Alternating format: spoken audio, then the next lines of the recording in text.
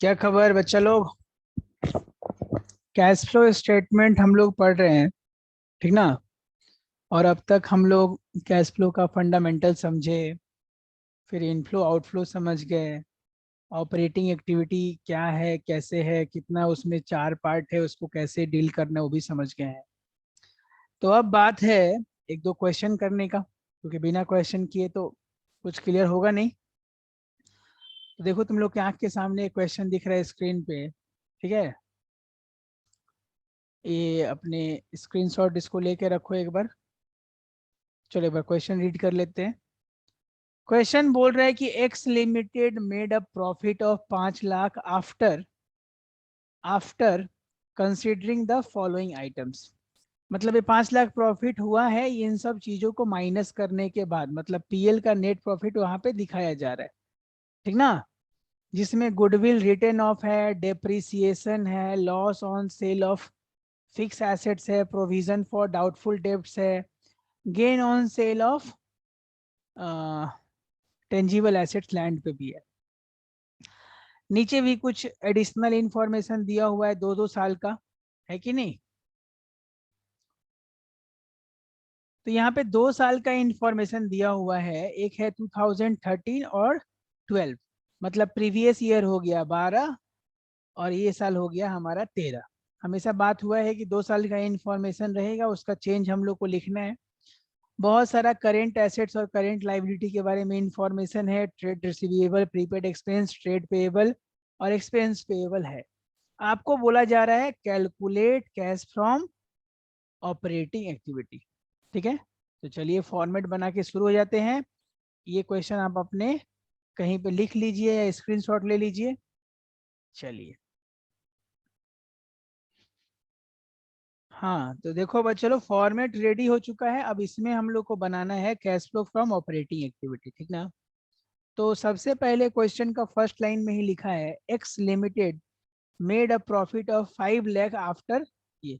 इसका मतलब हम लोग को जो याद है, 4 स्टेप पढ़े थे ऑपरेटिंग में कैश फ्लो फ्रॉम ऑपरेटिंग निकालने के लिए।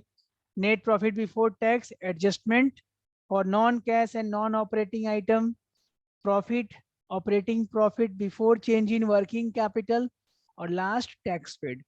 तो पहला वाला तो चीज दे दिया है तो उसको लिख देते हैं, net profit before tax. Net profit before tax equation में दिया हुआ है, आउटर कॉलम में 5 लाख रुपए हमने लिख दिया। अगर ये नहीं दिया रहता तो इसको हम वर्किंग में बनाते हैं, ठीक ना, किसी दूसरे क्वेश्चन में देखेंगे। चलिए अब बात करते हैं एडजस्टमेंट का।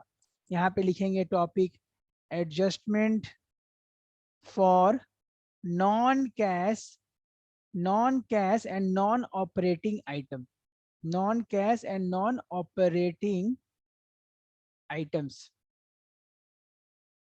ठीक है, non cash and non operating items. चलिए तो अब क्वेश्चन में आओ।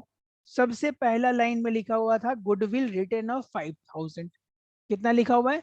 गुडविल रिटर्न ऑफ, तो ये तो एडजस्टमेंट में यहाँ पे ऐड हो जाएगा। कितना लिखा हुआ है? Goodwill return of, goodwill return of, goodwill return of को हम लोग क्या करेंगे? ऐड कर लेंगे 5,000 रुपए।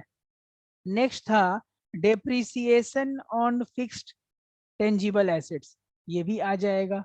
Depreciation on fixed tangible assets, तो ये क्या है? टेंजिबल एसेट्स के बारे में बात। Depreciation on fixed tangible assets में आ जाओ। इसमें हम लोग ले लेते हैं 50,000 रुपए। ये सब नॉन कैश आइटम है इसीलिए ऐड हो रहा है। अब आ रहा है उसके बाद next item, loss on sale of fix asset, loss on sale of fixed asset, loss on sale of fix assets के बारे में। तो इसको भी हम लोग ऐड करेंगे। सर ये क्यों ऐड हो रहा है बता दो? क्योंकि ये नॉन ऑपरेटिंग आइटम है, ये तो इन्वेस्टिंग का आइटम है। हाँ, फिर लिखा हुआ है प्रोविजन फॉर डाउटफुल डेब्ट, ये भी हम लोग को यहाँ पे लिखना पड़ेगा। प्रोविजन फॉर डाउटफुल डेब्ट, ये क्यों लिखना पड़ रहा है सर? क्योंकि ये पीएल में डेबिट हुआ था, इसके कारण कोई पैसा तो गया नहीं, लेकिन ये पीएल को डेबिट कर दिया, नॉन कैश आइटम है, बहुत अच्छा। उसके बाद है gain on sale of fix assets, इसको हम लोग करेंगे लेस। क्या करेंगे? लेस। तो इसको लेस कर दो, gain on sale of fixed assets. बहुत ही इजी, जो गेन है उसका लॉस कर दे, मैंने जो गेन है उसको माइनस कर दो, कितना अमाउंट है बेटा? 7,500 रुपए ब्रैकेट में डाल देते हैं। चलिए अब हम लोग पढ़ते हैं, उसके बाद का टॉपिक लिखेंगे operating profit. Operating profit before change in WC। I hope WC आपको याद है, वर्किंग कैपिटल। बहुत अच्छा। तो देखो पहला जो चीज है, 2012 में ट्रेड रिसीवेबल का वैल्यू था 52,000, अब वो हो गया 78। मतलब कितना से इंक्रीज किया है? बता दो, कितना से इंक्रीज किया है ट्रेड रिसीवेबल, कि डिक्रीज किया है? सर इंक्रीज किया है, कितना से?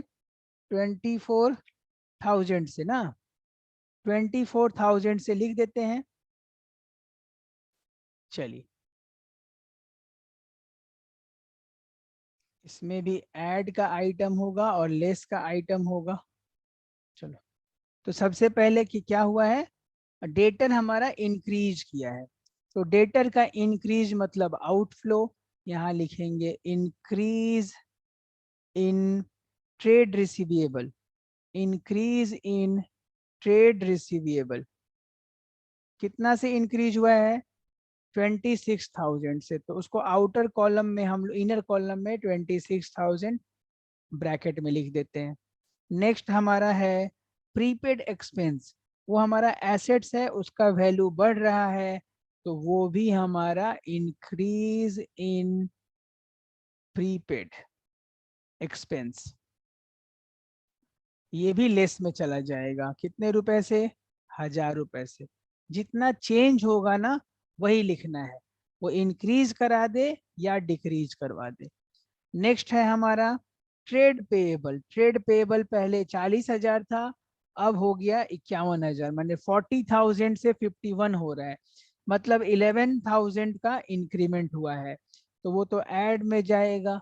Increase in trade payable, increase in trade payable 11,000 हमारा इनफ्लो होगा, उसको हम प्लस में लिखने वाले हैं।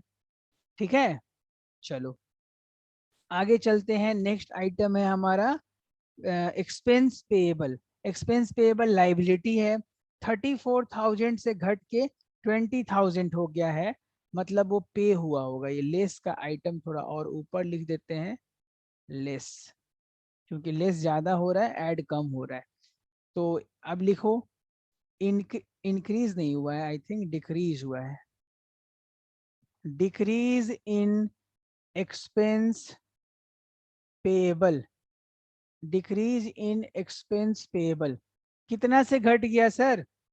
14,000 से। तो 14,000 भी यहाँ पे ब्रैकेट में डाल देना है, बस हो तो गया, सारा काम नक्की हो चुका है।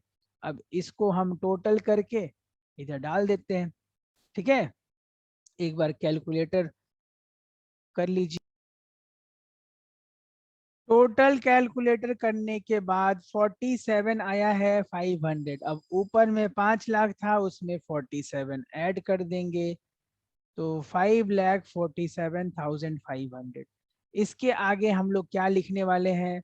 इसके आगे हम लोग लिखेंगे टोटल, या लिखेंगे cash flow, cash flow from operating activities. ये हम लिख देंगे सिंपल। अगर यहाँ कुछ लिखना चाहते हो तो डिटेल्स लिख देना, या पर्टिकुलर हो तो क्या। तो इसमें हम लोग को दो मेजर हेड को डील करना पड़ा, एडजस्टमेंट को और operating before change in WC को। ठीक ना, बाकी net profit before tax question में दिया था, नहीं बनाना पड़ा। अब नेक्स्ट क्वेश्चन में चलते हैं, या नेक्स्ट क्वेश्चन जब बनाएंगे तो उसमें और बात होगा। चलो तब तक के लिए बाय रखो बेटा।